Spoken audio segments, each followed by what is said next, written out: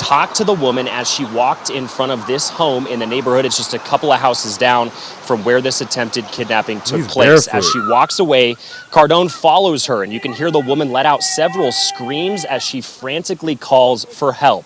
About a minute later, you can see him walk down the street, and a Peoria police truck follows. YouTube Town family, YouTube Town family, YouTube Town family. What's the biz? No, hey, god damn. Keep that same energy over there. This man shot him on live. Time out. Hey, time out. Now y'all want to say what up? After I blow up. I want to thank everybody for tuning in to Todd-Town, another one.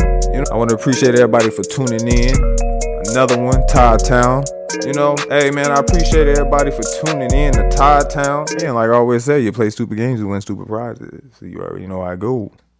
Peace. Yeah. Whoa.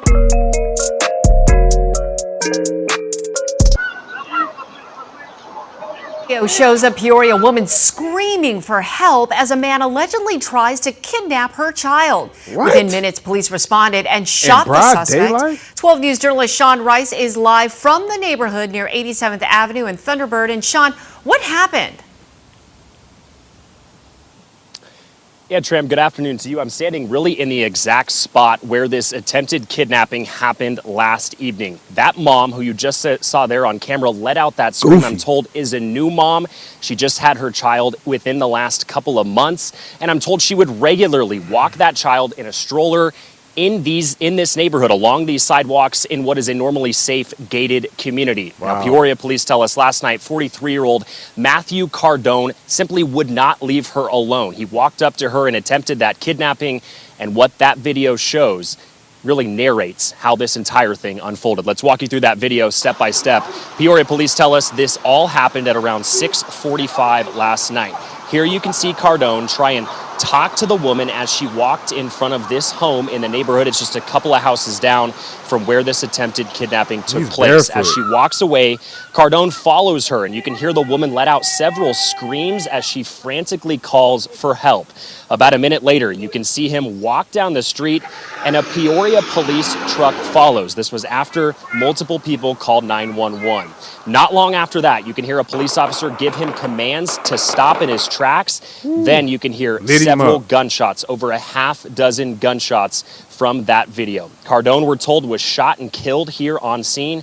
And from speaking with neighbors, this is a community where a lot of people walk their pets or children in the evenings, and friendly people would always see this woman walk her young child on these sidewalks, and they always would keep a watchful eye on her.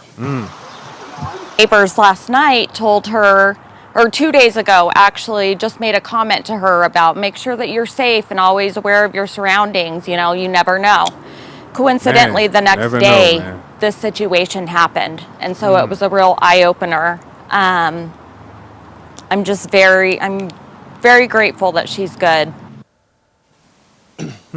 And that kindness from neighbors showed itself last night when police tell us someone who lives nearby helped that young mom get away from the suspect and call police, who responded here within minutes. The woman's husband, I'm told, was also able to run over and fight him off as well. This morning, I did have a chance to speak with her husband. They live just down the block from here. He did answer the door, but respectfully asked that we respect their privacy as they continue to work through the scary emotions of what occurred last night. Now, Peoria police tell us the Glendale Police Department will assume the investigation into determining whether or not this officer-involved shooting is justified.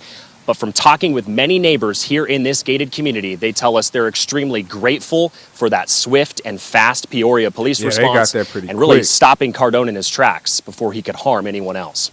Today, we're live in Peoria. Sean Rice, 12 News. Yeah, Sean, that video is just chilling, and you're right.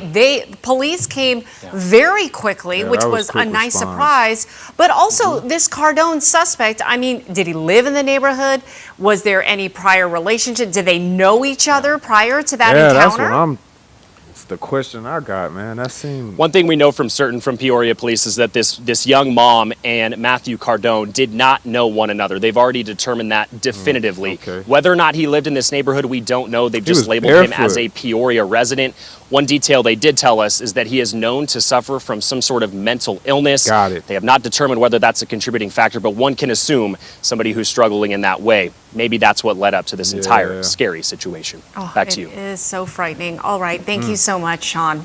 You know, in situations like that where I see, you know, things like this going on, especially with my medical background and my career, it's usually always the first thing I wonder is there a mental illness? That was probably going to be my first question. They laid it out there. Still does not justify what he tried to do. Like they say, it's a gated community, pretty well-known, nice neighborhood. My question is, did he actually stay in that neighborhood? And that would just even further, you know, kind of, you know, put the, you know, blanket on the, okay, he has a mental illness. Guy walked out there. I mean, he's barefoot right now.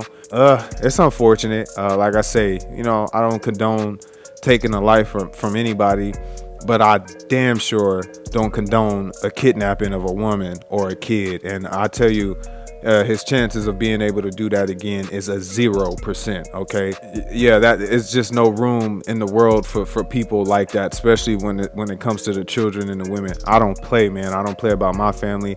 If I'm nearby and I see something going on, trust and believe I'm gonna step in and act. You know what I'm saying? We got a lot of predators and, you know, things like that among us, and I take that very serious. So again, you know, I don't condone anything on any side, but we definitely got to keep the women and the children safe. If it was a mental illness that was a part of it, it'd make a lot of sense of why and what he, you know what I'm saying, why it was just such a random thing for him to do that, especially in a neighborhood like that. You know, like I say, unfortunate on his end, but that is how you protect the community and save taxpayers' dollars simultaneously. And that's what it's all about, man. Y'all already know how it go. You play stupid games, you win stupid prizes. Peace. Yeah, whoa.